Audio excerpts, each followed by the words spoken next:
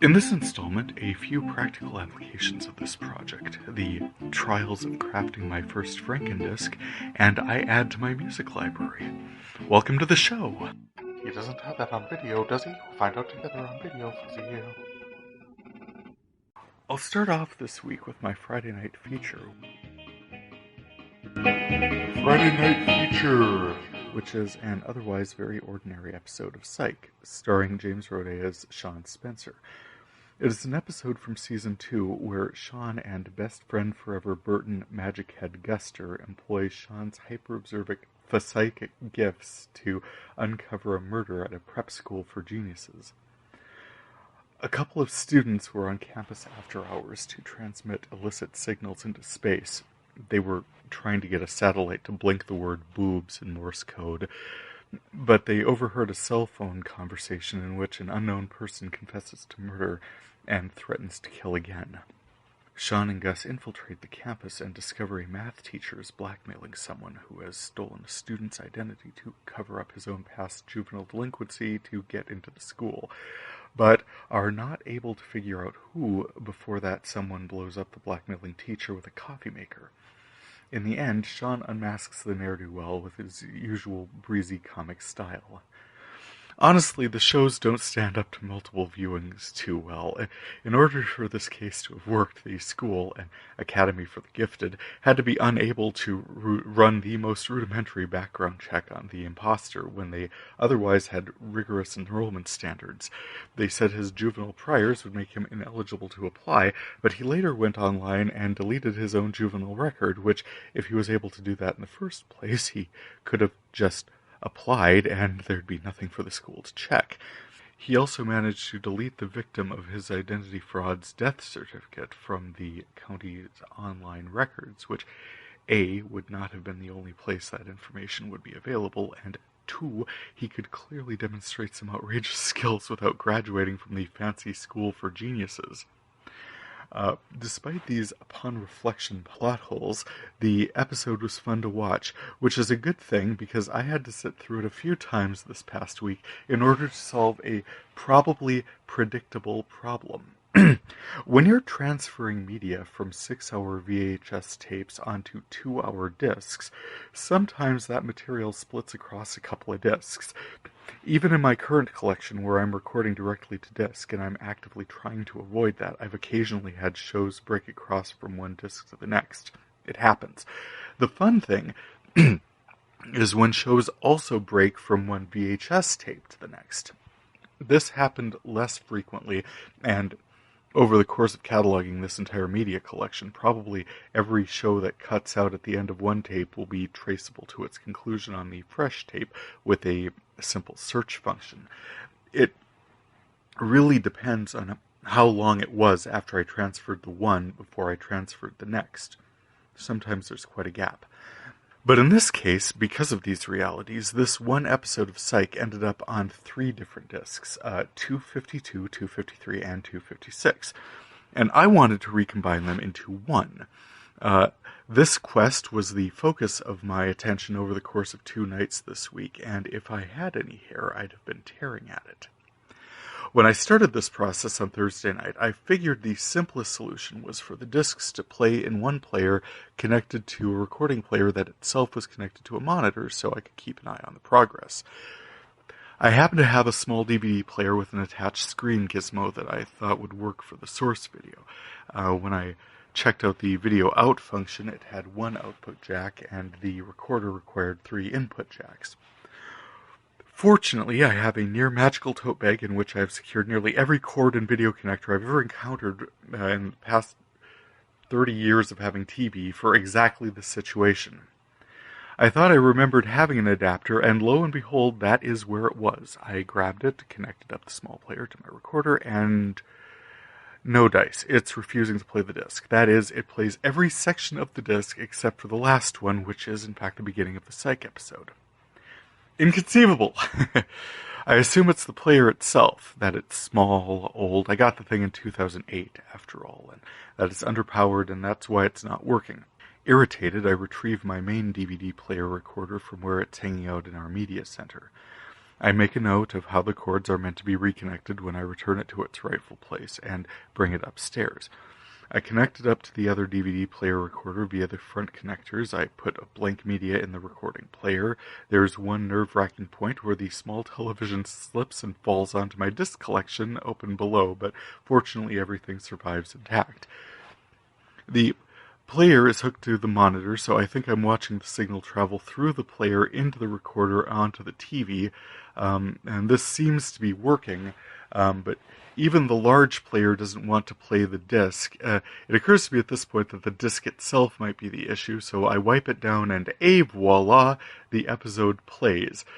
I watch the episode run through, hitting the record button, which I think is working because the numbers are advancing, switch out the discs 1, 2, and 3, and in the end I shift it back to see what it looks like. Blank disc. I'm not sure what happened. The signal came off the one machine and showed up on the monitor, so the machines were clearly talking to each other. The only thing I could think of was I had an input-output issue from where the recorder was expecting to get its data, so I planned to take a break and try again the next day. I will say that at one point in this process I ripped open a box of transfer software I ultimately hadn't needed to get a VCR to talk directly to my laptop to see what kind of connectors were available in there. There was a cord that would get a signal through a USB connector, and my monitor had a USB input, but that was ultimately not a solution to this problem. Between going up and down the stairs and getting the machines to talk to each other, I was frazzled and needed to clear my head and take a fresh approach on Friday. Friday night, I revisited the question of why the signal is not getting to the recorder. I decided to try the small DVD player again, and having cleaned the disc, it's working just fine. I hook it up to the video in jacks on the recorder, connect the monitor to the video out jacks, and what do you know? I've got a signal playing on one player, showing up on the other. Success! Insert the blank media, and invalid disc. Invalid. I've been transferring VHS tapes to discs in this recorder for months. It works fine. The machines are all talking to each other. They should absolutely be capable of recording a digital signal to a disc. I put in another disc, and same issue. Big red screen saying, "Don't wanna." I'm beside myself at this point. I was so close. I had the discs. I had the setup. I was totally going to be able to do this. The back of my head was remembering something. I checked the collection of DVDs I had just finished recording a couple months ago, and sure enough, the blank media I needed for the DVD recorder downstairs, DVD plus Rs, were in fact different from the kind I needed for the Deborah upstairs. One trip to Walmart later for a small pack of DVD minus R blank media, I slipped a disc into the recorder, I pressed play on the source video and record on the recorder, and approximately 45 minutes later, I had my first Frankendisc. The second season of Psych episode titled "If You're So Smart, Why Are You Dead?", broken across 3 discs, has been reunited in one place. Will it matter? Will I ever want to watch it again? At this point, probably not. I'd probably even switch over if I caught it in reruns. But now I know if I need to do this, I know how to do it, and I know I'm capable of it, so I'm happy to have gone to the trouble. The other part of practical applications is that I've encountered some really great music in my viewing, some of which I recorded to DVD. Through some of the video editing software I've installed on my laptop, I've been able to isolate the music tracks, recode them as MP3s, load them to my iPod Shuffle, and enjoy them on the go. This feels a little gray legally. I assume the artists were compensated for their work when they performed on those shows in the first place, and I know it's legal to record broadcast material for one's personal use. I'm approaching it as when I was a teenager and a song would come on the radio that I enjoyed. I'd record it to a cassette and play it in the car. I did purchase cassettes and CDs as well, and I'm certain the artists got paid in the grand scheme of things. I have media recorded that I'm accessing for my personal use, and it's going no further. Having said that, I don't even want to say what music I brought in because I don't want the specter of file sharing to arise, but some of it is music I'd otherwise have never heard anywhere else, and I'm definitely enjoying it. What I've been watching. Otherwise, I've had a chance to watch a few fun shows recently. I caught a couple of episodes of Mike Myers as host Peter Maitland on The Gong Show, and I have enjoyed it quite a lot. The show is incredibly silly. It has featured a few cringe-worthy acts of the sort you would expect when persons desperate for attention meet a project desperate for an audience. But some of them have featured actual talent. There have been a few excellent singers, an act that has two buff exterminators take on three giant roaches, a trio of jump rope enthusiasts who do a great job, and a married couple who could toss bits of banana from mouth to mouth. I didn't think that was especially compelling, but the judges did. They're sometimes a little light on the gong. There is a giant gong on set right behind them, and sometimes they let acts go on a little longer than they should. But keeping it all moving along in the right direction is Mike Myers as this semi-retired British television personality who humors all the performers with gentle teasing, self-deprecation, and a lot of double entendres that make no sense at all, but that is not an issue because he is just so delightfully funny. I love him as host. I love that he has so thoroughly inhabited this character. I look forward to watching him being a cheeky monkey for just as long as ABC will let him. Apparently the ratings haven't been all that great for this show, but it can't cost all that much to put together, so I do hope we'll get to enjoy it through this summer at least. I watched the sci-fi presentation of Bridge to Terabithia, and I'm not in the target demo, I know, but I feel it must have been a much better book than it was a movie. It's tough to deal with storylines of loss in a middle school context, and parenting and instilling a sense of responsibility is tough, but the context was borderline fantasy throughout anyway, but it had nothing to do with the birdcage women or trolls or ogres. It had to do with the fact that, so far as I could tell, bullies pretty much had free reign at the school. You'd think any small group of girls being denied access to the washrooms by a bully would rise up against their oppressors, or anonymously alert a teacher to march across and demand to know what's the meaning of this sentry post outside the washroom and to move along already. The kids bullying Jess were far from subtle and not terribly bright, which leads to another observation. If Jess is a star runner, why is his older sister such a sarcastic, unsupportive so-and-so? Why are the jocks otherwise so down on him, coming in second to the new girl, Leslie, as such a social blow, and apparently he's got zero status in the first place? I mean, after all, everyone else who ran lost to both of them. Seriously, what is wrong with this school? I think I'm running into these storylines everywhere, where impossibly brilliant and talented middle schoolers are somehow beaten down in every aspect of their life, but if they just turn inward, they can build shining, glowing worlds all their own, where they can be kings and wizards and in charge in ways that they just are not out here in consensus reality. That Jess and Leslie, just look at them. In any other reality, these two would be the power couple of the school. Escape to their own little adventure world across a small creek and figure out ways to solve actual problems in the real world, some of which make them no better than the bullies they're confronting, honestly. They fight trolls and ogres and in the end create allies, though if that one girl ever finds out who really left that note, they'd be in for a pounding. His dad blaming him for losing his keys where he could have taken some responsibility at the time and tracked down where they were in the first place. Oh my god, that's $700 to change the locks and it's on my paycheck and it's all your fault. Seriously, dude, how far could they have gone?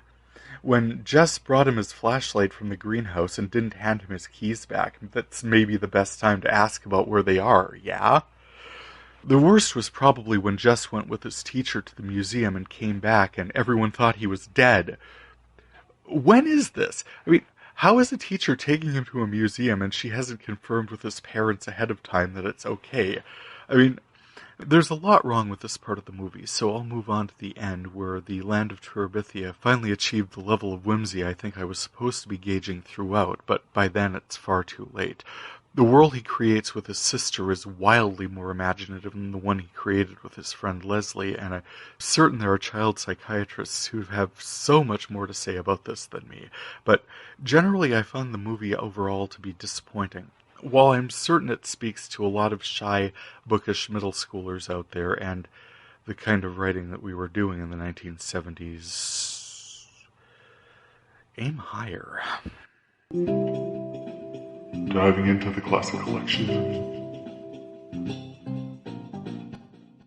This week I caught the end of that Christian Amanpour God's Warriors report on CNN, and I was glad I didn't wait to reject it as a topic. The reporting was fine, but even the breadth and depth of it and the examples she found, I've got to say, made for sensational television, but generated a lot more heat than light. The focus was almost entirely on radical Christian extremists who seek to impose God's law on everyone else, fundamentalists who would rather homeschool their children than let them even encounter a marketplace of ideas. I'm teaching math because God made math and God loves math. Wow, God made science too, and I'm guessing we're not such fans of that. And yep, those are definitely points of view that are out there and absolutely need our attention, but some of God's warriors also come from the left, particularly in Central America.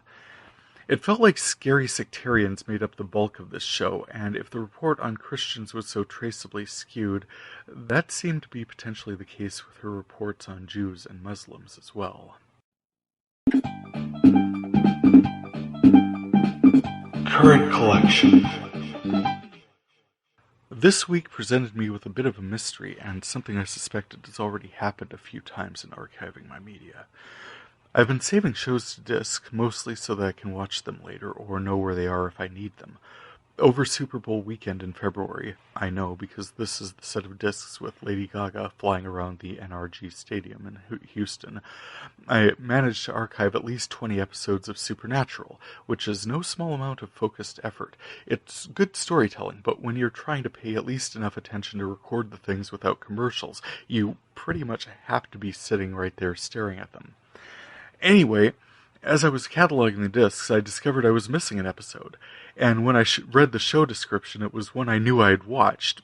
How odd. I mean, when I was recording these episodes, I was using rewritable discs, so it's possible I recorded it and then deleted it, but that didn't seem likely somehow. I mean, deleting a title requires a separate menu and an "Are you sure" command, and I didn't think I'd probably do that without realizing. So I checked back through the discs I'd just finished cataloging, and I couldn't find it hiding in with the other Supernaturals. What I did have was an episode of Emerald City that was about twice as long as it should have been. I'd recorded Emerald City and forgotten to start a new track for the 4th season episode, Chris Angel is a Douchebag. Well, at least I know where it is in case I ever want to see Dean confronted by that big leather dom in a back alley ever again. Otherwise, not much in the way of extra-categorical weirdness this week. I mentioned the Super Bowl and managed to record a few of the more eye-catching ads they ran, along with Lady Gaga's performance. Oh, and it was cool seeing an episode of Painkiller Jane from the Sci-Fi Channel in my classic collection. I don't really remember much about the world they were creating in that series, but I do remember thinking they'd done a good job with it.